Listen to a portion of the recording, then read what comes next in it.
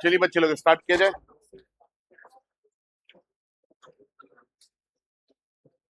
तो कल हम लोगों ने पढ़ा था फोर्स एक्टिंग पर unit length between two parallel current carrying wire when current is flowing in same direction. आज हम लोग एक इंपॉर्टेंट टॉपिक पढ़ेंगे 5 मार्क्स के लिए, बहुत इंपॉर्टेंट है इस बार ये टॉपिक, है ना। हेडिंग में डालेंगे torque acting on a current carrying rectangular coil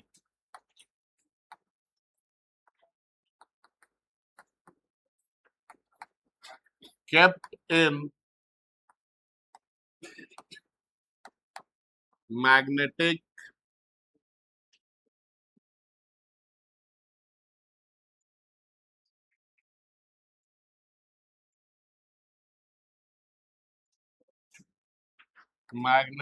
field. Torque acting on a current carrying rectangular coil kept in magnetic field.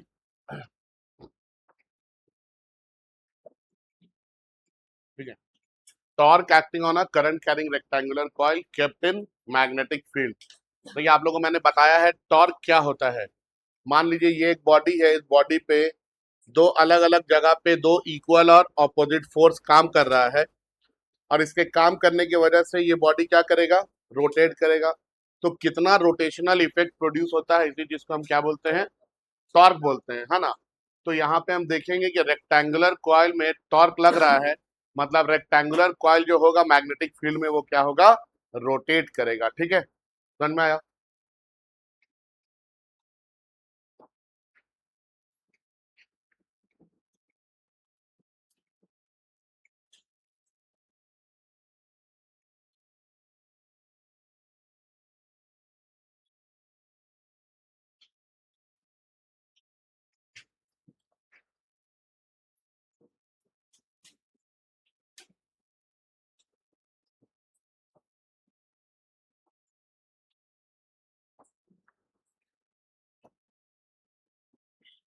देखिए, ये मैग्नेट के दो पोल पीसेस है, एक है नॉर्थ पोल और एक है साउथ पोल।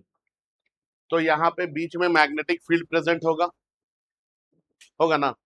ठीक है, मैग्नेटिक फील्ड का डायरेक्शन हमेशा किधर से किधर होगा, नॉर्थ पोल से साउथ पोल की तरफ। तो मैग्नेटिक फील्ड का जो डायरेक्शन होगा ये नॉर्थ पोल से साउथ पोल की तरफ होगा।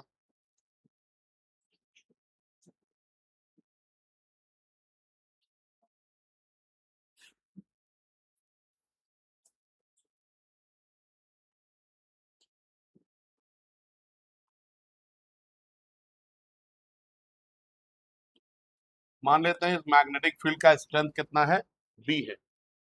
इस मैग्नेटिक फील्ड में हम लोगों ने एक रेक्टेंगुलर कॉइल को रखा है। किसको रखा है, रेक्टेंगुलर कॉइल को।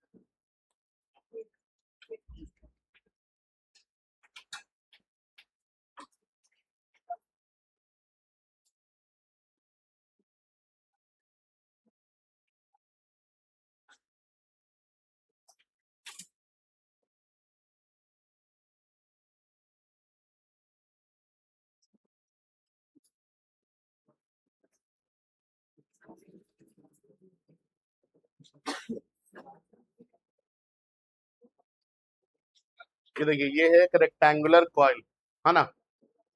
समझेंगे बात प्लीज? ये देखिए,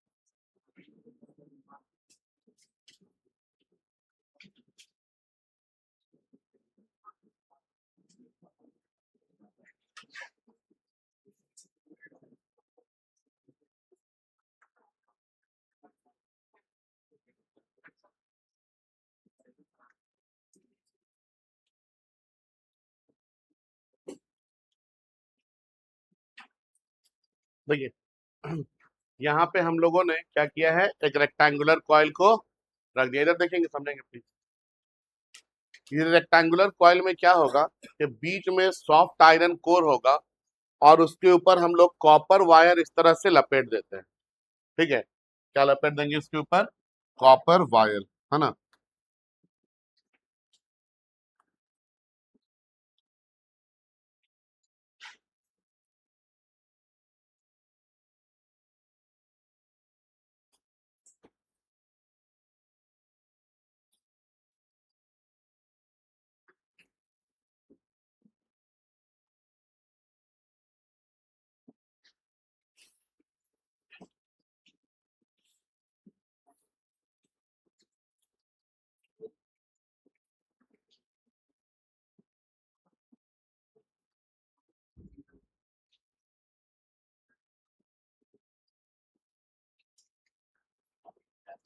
तो ये कॉपर वायर हो गया, ठीक है। मान लेते हैं इसका कुछ नाम रख देते हैं, PQRS,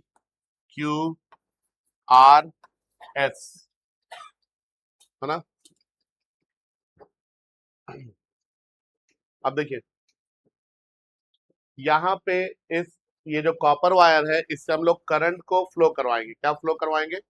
करंट को। मान लेते हैं कि एक टर्न से कितना करंट फ्लो कर रहा है? आई अमाउंट ऑफ करंट फ्लो कर रहा है। ठीक है, अगर आप देखेंगे, कॉपी को, तो ये इस तरीके का कुछ कॉइल है। ठीक है, ये रेक्टेंगुलर है, सॉफ्ट आयरन कोर से बना हुआ, और इसके चारों तरफ हमने क्या किया, इस तरह से कॉपर वायर को लपेट दिया है और इसको मैग्नेटिक फील्ड में रख दिए हैं। ये जो मार्कर दिख रहा है, ये आपका मैग्नेटिक फील्ड का डायरेक्शन है, और कॉइल को हमने इस तरह से रखा है। तो यहाँ पे एक छोटा सा एंगल दिख रहा है आप लोगों को, है ना? ये जो छोटा सा एंगल आपको दिख रहा है, इस एंगल को मैंने बोल दिया थीटा है। कितना है ये एंगल? थीटा है। ठीक है, अब वायर में करंट है, ये यहाँ पे जो भी रेक्टेंगुलर कॉइल है मतलब वायर से बना है, और हमने बताया कि एक टर्न से कितना करंट जा रहा है? आई। करंट का डायरेक्शन ये इधर से इधर है, हाँ या ना? अब देखिए, ये मैग्नेटिक फील्ड का डायरेक्शन है, ये जो मार्कर दिख रहा है ये किसका डायरेक्शन है? मैग्नेटिक फील्ड का। ये इधर से इधर करंट का डायरेक्शन है, और जिधर करंट का डायरेक्शन होता है उधर ही क्या होता है? करंट एलिमेंट वेक्टर का भी डायरेक्शन होता है ना? तो यही करंट एलिमेंट वेक्टर का भी डायरेक्शन होगा। और मैंने आपको बताया था कि अगर करंट कैरिंग कंडक्टर को मैग्नेटिक फील्ड में रखते हैं तो फोर्स लगता है, और हम लोगों ने फोर्स का वैल्यू क्या पढ़ा था? F=I × L क्रॉस बी, मतलब current element vector cross magnetic field. तो अगर हम आपसे ये पूछे, पहली बात कि बच्चों ये मैग्नेटिक फील्ड है, ये करंट एलिमेंट वेक्टर है, तो करंट एलिमेंट वेक्टर और मैग्नेटिक फील्ड के बीच में एंगल कितना बनेगा, तो बता सकेंगे आप? कितना हो जाएगा? देखिए, ये छोटा सा एंगल कितना है? थीटा है, और ये एंगल कितना होगा तब? 180 डिग्री माइनस थीटा होगा। तो ये वाला जो एंगल आपको दिख रहा है करंट एलिमेंट वेक्टर और मैग्नेटिक फील्ड के बीच में, ये एंगल है 180 डिग्री माइनस थीटा। कितना ये एंगल? 180 degree minus theta. अब आगे सुनेंगे, ये करंट इधर से इधर आएगा, फिर इधर आएगा, है ना? फिर ये इधर आके फिर इधर से ऊपर जाएगा, फिर इधर से ऊपर जाएगा, ऐसे ही करंट फ्लो करेगा। ये छोटा एंगल को हमने क्या बोला है, थीटा बोला है। अब देखिए, करंट कैरिंग कंडक्टर को मैग्नेटिक फील्ड में रखेंगे तो फोर्स लगेगा, है ना। और फोर्स लगेगा तो force into perpendicular distance between line of action of force, यही हमको क्या देता है, टॉर्क देता है, देता है ना। हम जो फोर्स लगाए इस तरह से, एक फोर्स इधर एक फोर्स इधर, तो ये इधर जो है ये इस फोर्स का लाइन ऑफ एक्शन ये है, और इस फोर्स का लाइन ऑफ एक्शन ये है, ठीक है। इन दोनों के बीच की परपेंडिकुलर दूरी हम लोग इसको लेते हैं, और जो फोर्स लगाए वो और ये परपेंडिकुलर दूरी जो है, इन दोनों का प्रोडक्ट ही हमको क्या देता है, टॉर्क देता है। तो यहाँ पे पहले हम पता करेंगे किधर किधर कौन कौन सा फोर्स लग रहा है, और फोर्स पता करने के बाद उसके बाद हम लोग क्या निकालेंगे, टॉर्क निकालेंगे, ठीक है। अब देखिए इधर, अगर हम आपसे ये बोले बच्चों, करंट एलिमेंट वेक्टर इधर है, मैग्नेटिक फील्ड इधर है, फोर्स का डायरेक्शन निकालने के लिए current element vector cross magnetic field करना पड़ेगा, मतलब राइट हैंड कर्ल रूल लगाना पड़ेगा, हाँ या ना। तो करंट एलिमेंट वेक्टर इधर है और मैग्नेटिक फील्ड इधर है, तो इधर से ऐसे मुड़ेंगे हम लोग। जब हम इधर से इस तरह से मुड़ रहे हैं तो फोर्स का डायरेक्शन, थंब का डायरेक्शन किधर जा रहा है, ऊपर की तरफ। तो यहाँ पे फोर्स का डायरेक्शन किधर होगा, ऊपर की तरफ होगा, हाँ या ना। तो इस एंड पे जो फोर्स का डायरेक्शन है ये किधर है, ऊपर की तरफ है। मान लेते हैं कि ये जो फोर्स है इसका वैल्यू कितना है, F1 है। फोर्स का वैल्यू कितना है, F1, ठीक है।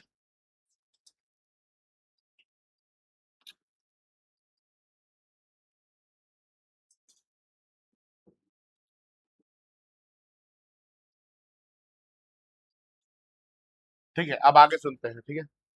अब यहाँ पे करंट का, फोर्स का डायरेक्शन निकालते हैं, बिल्कुल बेस में, ऊपर में फोर्स का डायरेक्शन ऊपर गया।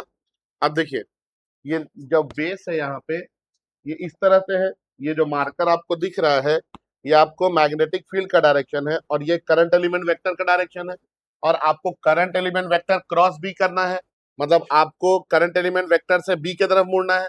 तो जब इस बार आप ऐसे मुड़ेंगे तो ये थंब का डायरेक्शन किधर जा रहा है, नीचे, मतलब फोर्स इस बार किधर काम करेगा, नीचे की तरफ।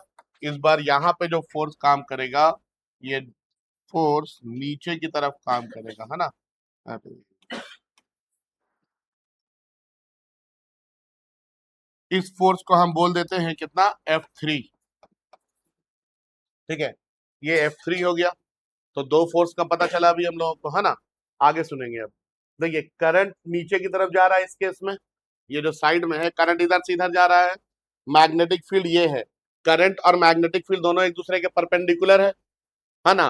और परपेंडिकुलर है तो फ्लेमिंग का लेफ्ट हैंड रूल लगाएंगे, क्या लगाएंगे, लेफ्ट हैंड रूल। अब आप लोग बताएंगे, लेफ्ट हैंड रूल के हिसाब से फोर फिंगर मैग्नेटिक फील्ड का डायरेक्शन बताता है, सेंट्रल फिंगर करंट का डायरेक्शन बताता है, और फोर्स किधर लगता है।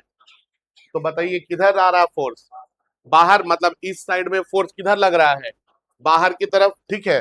तो इस साइड में हम लोग जो फोर्स लगाएंगे, ये फोर्स किधर लगेगा, बाहर की तरफ। इस फोर्स को हमने बोल दिया F2, ठीक है। अब आइए इस साइड पे, यही एक साइड बच गया है। अब करंट इधर से घूमेगा और फिर इधर से ऊपर जाएगा, तो ये मैग्नेटिक फील्ड का डायरेक्शन, ये करंट का डायरेक्शन, थंब का डायरेक्शन किधर गया, अंदर की तरफ, हाँ या ना। थंब का डायरेक्शन अंदर, मतलब इस एंड पे जो फोर्स है वो अंदर की तरफ लग रहा है।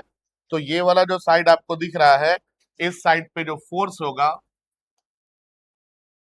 ये अंदर की तरफ लग रहा होगा। ये फोर्स को हमने क्या बोल दिया, F4। तो टोटल कितना फोर्स लग रहा है यहाँ पे, चार, F1, F2, F3 और F4।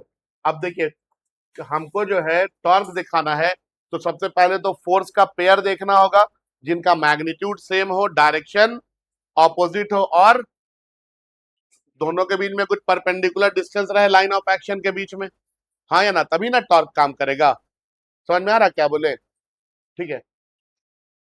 तो यहाँ पे हम आपको बोले कि बी, बी क्या है बच्चों, strength of magnetic field, strength of magnetic field.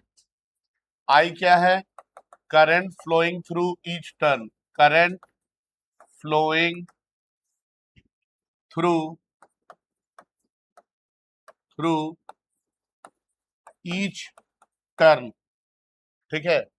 इसके बाद F1 comma F2 comma F3 comma F4, ये क्या है? ये है फोर्स,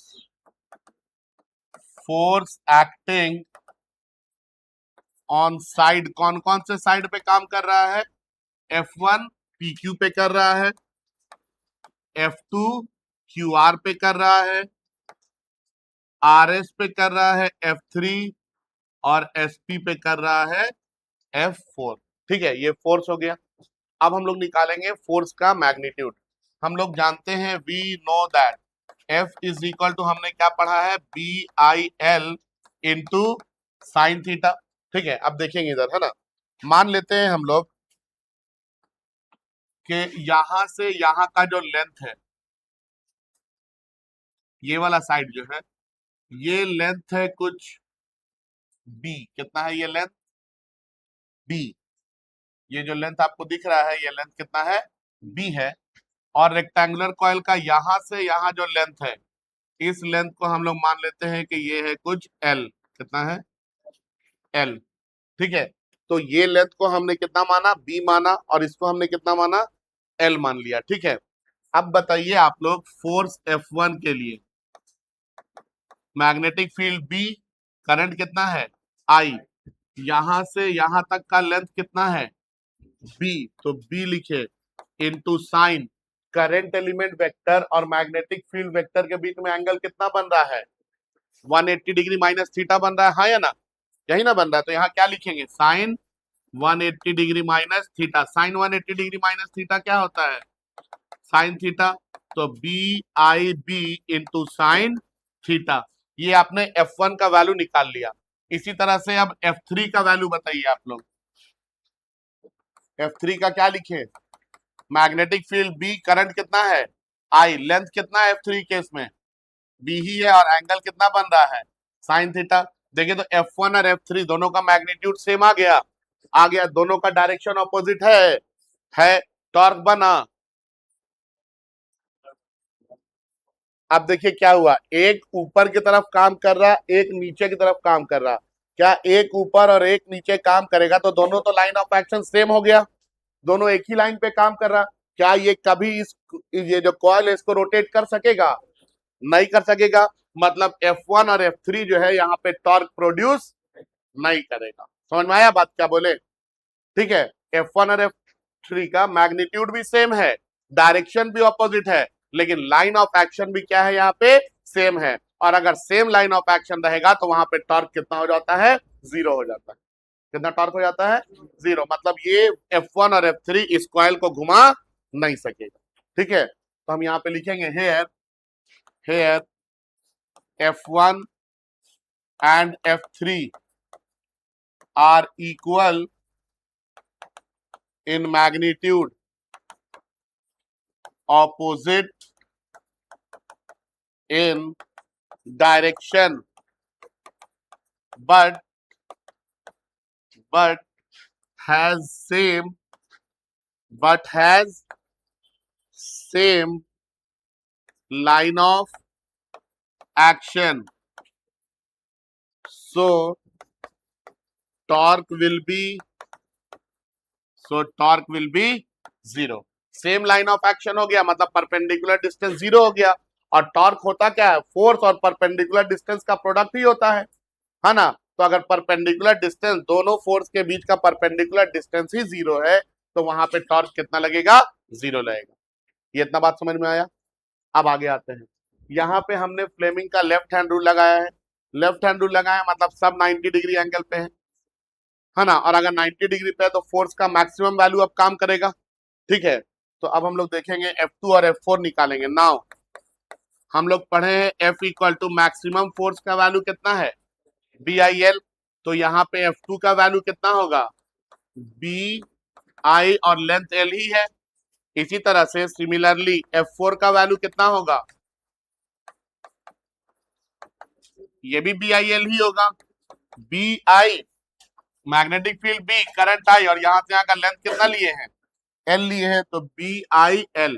अब फिर से देखिए, है ना, F2 किधर काम कर रहा था? आपने निकाला अभी, बाहर की तरफ। F4 किधर काम कर रहा था? अंदर की तरफ। क्या दोनों का मैग्नीट्यूड सेम निकाले हैं? सेम है दोनों का मैग्नीट्यूड। क्या दोनों का डायरेक्शन ऑपोजिट है? ऑपोजिट है। एक इधर काम कर रहा, एक इधर काम कर रहा, तो इसको घुमा सकता है ना, मतलब यहाँ पे टॉर्क प्रोड्यूस करेगा ये लोग, हाँ या ना, समझ में आया बात। तो F2 और F4 का मैग्नीट्यूड क्या है, सेम है, डायरेक्शन ऑपोजिट है, एक इस लाइन पे काम कर रहा, एक इस लाइन पे काम कर रहा, मतलब दोनों का लाइन भी क्या है, लाइन ऑफ एक्शन अलग अलग है। सेम रहता तो जीरो हो जाता, लाइन ऑफ एक्शन अलग अलग है ना, एक इधर काम कर रहा और एक इधर, तो दोनों के बीच में कुछ डिस्टेंस है ना बाबू, तो ये डिस्टेंस होना जरूरी है टॉर्क के लिए, ठीक है। तो यहाँ पे F2 और F4 magnitude same, direction opposite, और लाइन ऑफ एक्शन भी क्या है, अलग अलग है, मतलब ये पक्का है कि क्या प्रोड्यूस करेगा, टॉर्क प्रोड्यूस करेगा, ठीक है।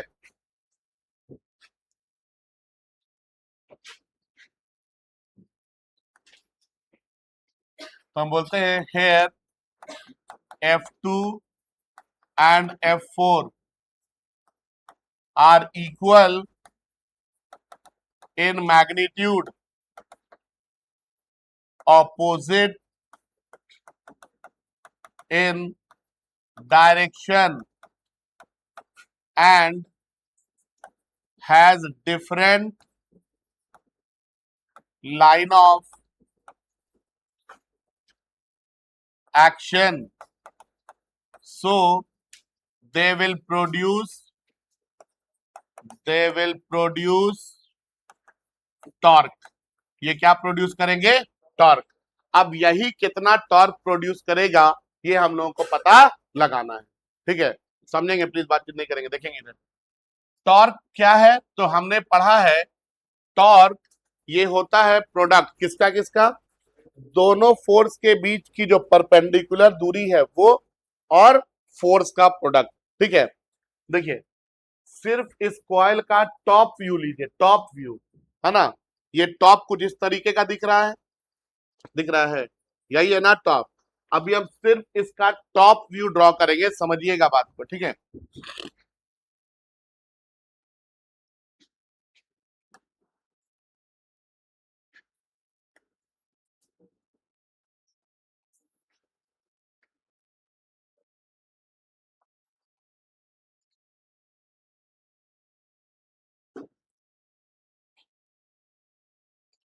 ये कॉइल का टॉप हो गया, इसके बाद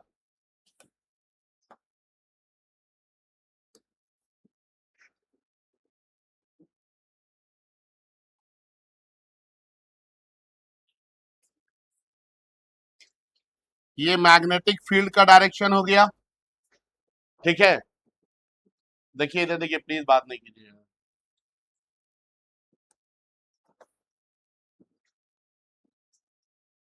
ये कॉइल पे जो वायर है ये वायर हो गया,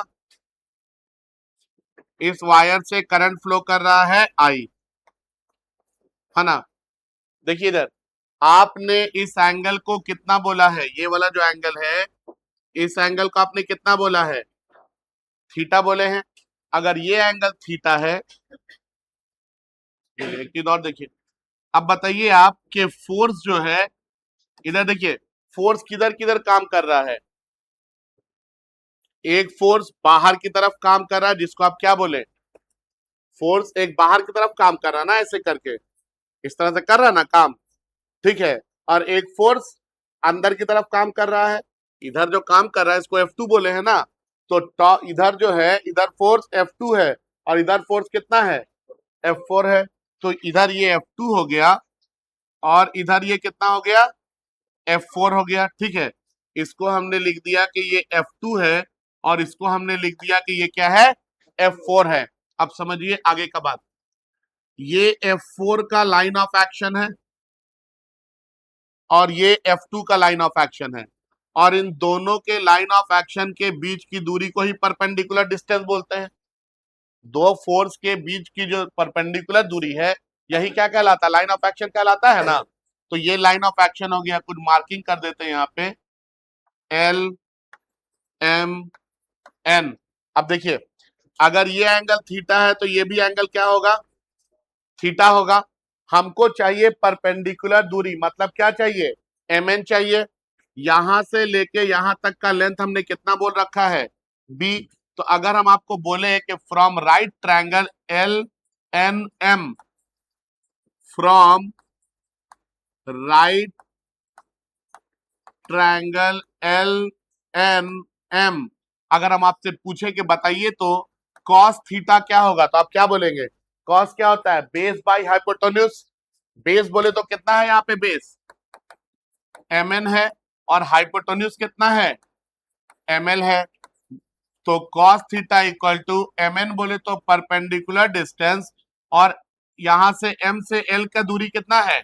b है, तो b लिख दिए। b को इधर ले आएंगे तो आपको मिलेगा mn इज इक्वल टू कितना? b cos theta. अब देखिए, आपके पास फोर्स का मैग्नीट्यूड भी है, आपके पास परपेंडिकुलर डिस्टेंस भी है। क्या आप टॉर्क निकाल सकते हैं? टॉर्क होता क्या है? तो ये प्रोडक्ट होता है किसका? Perpendicular distance between line of action of force और किसका? फोर्स का। तो यहां पे परपेंडिकुलर डिस्टेंस कितना है? mn है, और फोर्स का, फोर्स कोई सा भी ले लीजिए, F2 या F4 कोई भी ले लेंगे। तो बताइए परपेंडिकुलर डिस्टेंस आपने कितना निकाला? b cos थीटा, और फोर्स का वैल्यू कितना निकाले हैं? Capital B I into L. ठीक है, अब यहां पे आपका टॉर्क क्या आ जाएगा? Torque is equal to capital B into I into L into B, लिख सकते हैं इसको, L into B into cos theta. ये है लेंथ, ये है ब्रेथ। लेंथ इंटू ब्रेथ क्या होता है? ये एरिया। लेंथ इंटू ब्रेथ क्या होता है? तो इसको हम लोग एरिया लिख सकते हैं। तो tau is equal to B I A into cos theta हो जाएगा ना। अगर यहाँ पे उस कॉइल में n नंबर ऑफ टर्न्स हो जाए, अभी तो एक टर्न के लिए निकाले हैं ना, if there are n number of turns in the coil, तो आप क्या लिखेंगे? Tau equal to n into B I A cos theta. हाँ या ना? होगा ना यार। एक टर्न में इतना टॉर्क लग रहा है तो n टर्न में कितना हो जाएगा? n into B I A cos theta. इसको हम लोग लिखते हैं बीना कॉस थीटा। क्या लिखते हैं? तो ये एक्सप्रेशन फॉर टॉर्क है for a current carrying rectangular coil kept in magnetic field. अब आगे की बात सुनेंगे, ठीक है? देखिए, टॉर्क एक वेक्टर क्वांटिटी है। क्या है? टॉर्क वेक्टर क्वांटिटी है। यहाँ पे आपने कॉस थीटा लाया है, और अगर आप वेक्टर क्वांटिटी में आप यहाँ पे टॉर्क, यहाँ पे कॉस थीटा लेके आ रहे हैं, तो इसका डॉट प्रोडक्ट जो होता है दो वेक्टर का, वो क्या होता है? कॉस में ही लिखा था, ये भी कॉस थीटा, तो ये हमेशा आपको डॉट प्रोडक्ट देगा, है ना। और डॉट प्रोडक्ट दो वेक्टर का स्केलर होता है, लेकिन टॉर्क कैसा क्वांटिटी है? वेक्टर है। तो यहाँ पे कॉस की जगह क्या होना चाहिए? साइन होना चाहिए। अब समझिएगा एक बात, है ना। देखिए, अभी हमने जो ये डायग्राम लिया, इस डायग्राम में इस एंगल को आपने क्या बोला? थीटा बोला। ठीक है, अब हम करेंगे क्या? अब हम करेंगे क्या कि यहाँ पे इसके एरिया पे एक परपेंडिकुलर ड्रॉ करेंगे। तो एरिया पे परपेंडिकुलर ड्रॉ करें तो एक एंगल बन रहा है, ये वाला बन रहा ना, ये वाला एंगल। ठीक है, यहाँ पे जैसे एक परपेंडिकुलर ड्रॉ करेंगे तो यहाँ पे ये परपेंडिकुलर जो है एरिया के ऊपर परपेंडिकुलर है, ये है ना, ये एरिया पे परपेंडिकुलर बना के देगा। ये एंगल कितना मान लेते हैं? अल्फा है। कितना एंगल है? अल्फा। ठीक है, अगर हम पूछे वहां पे कि बताइए तो थीटा प्लस अल्फा का वैल्यू कितना होगा, तो 90 डिग्री बोलेंगे, परपेंडिकुलर है ना। इस तरह से लिए ना तो ये टोटल एंगल क्या हो जाएगा? 90 होगा। तो थीटा इक्वल टू कितना हो जाएगा? 90 डिग्री माइनस अल्फा। आपके पास कॉस थीटा है, तो कॉस थीटा इक्वल टू कितना हो जाएगा? Cos 90 degree minus alpha. और कॉस 90 माइनस अल्फा क्या होता है? Sine alpha. तो कॉस थीटा किसके बराबर? साइन अल्फा के बराबर। ये कॉस थीटा का वैल्यू यहाँ पे हम लोग क्या करेंगे? पुट कर देंगे। तो हमको क्या मिलेगा? हमको मिलेगा tau is equal to B N A sine alpha. ठीक है, अब हम लोग निकालेंगे in vector form. In vector form ये आपको मैग्नीट्यूड दे दिया गया है ना। आपको अगर वेक्टर बनाना है तो किस चीज की कमी है? डायरेक्शन की। और डायरेक्शन देने का काम किसका होता है? यूनिट वेक्टर का। मतलब दोनों साइड किससे मल्टीप्लाई करना होगा? तो tau into N cap this is equal to, देखिए आई इंटू ए को मैंने पढ़ाया था, क्या बोलते हैं? What is I into A? Current into area. क्या बताए थे?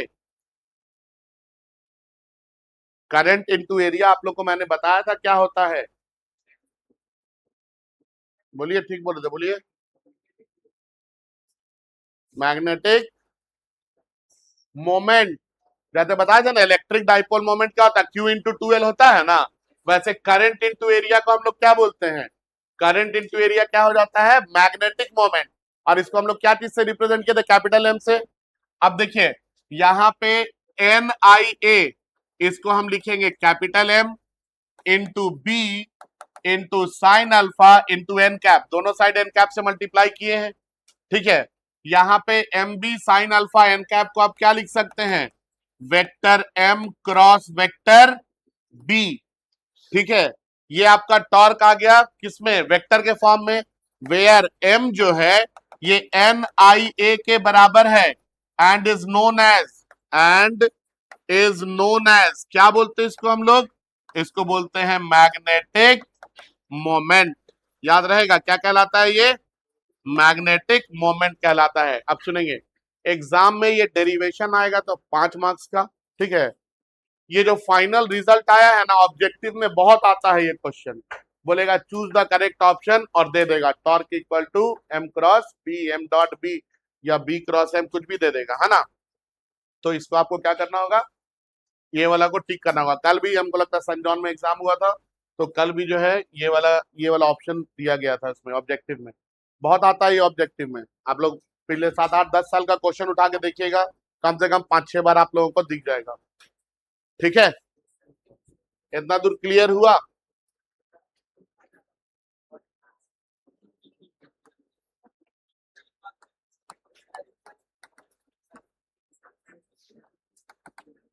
देखिए इसके बाद है स्पेशल केस, सुनेंगे।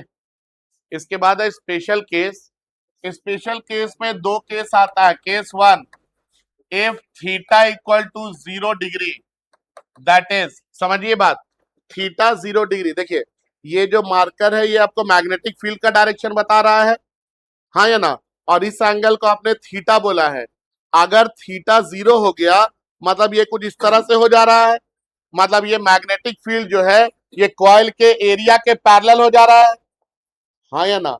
तो अगर थीटा 0 डिग्री है that is magnetic field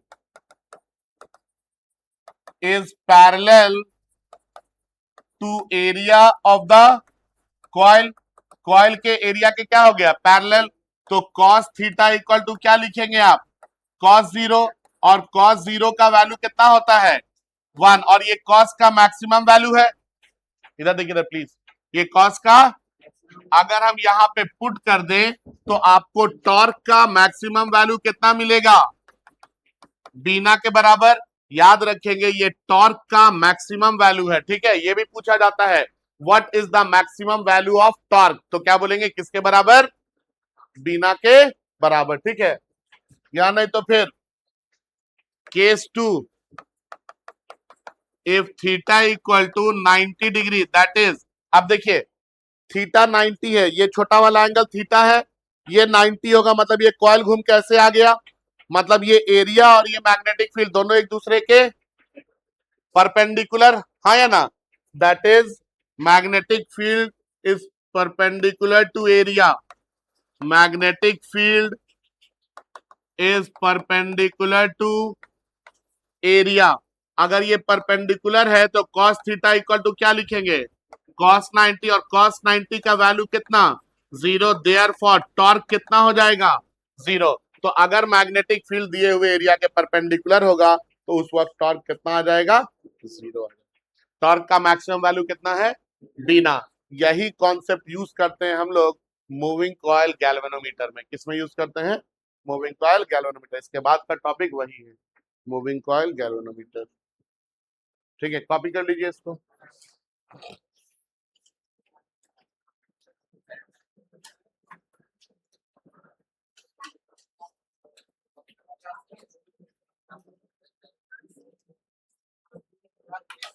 copy कर लेंगे बच्चे लोग।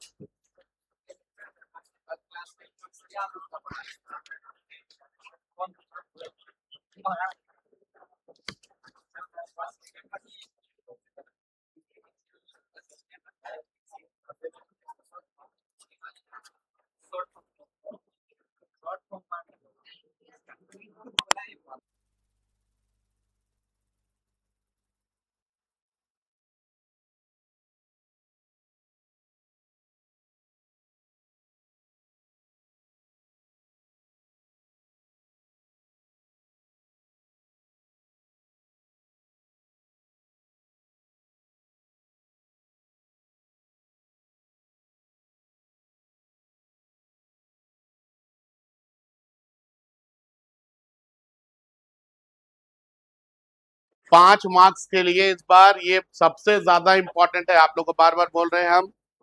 5 मार्क्स में ये आने के मैक्सिमम चांसेस है, मैक्सिमम।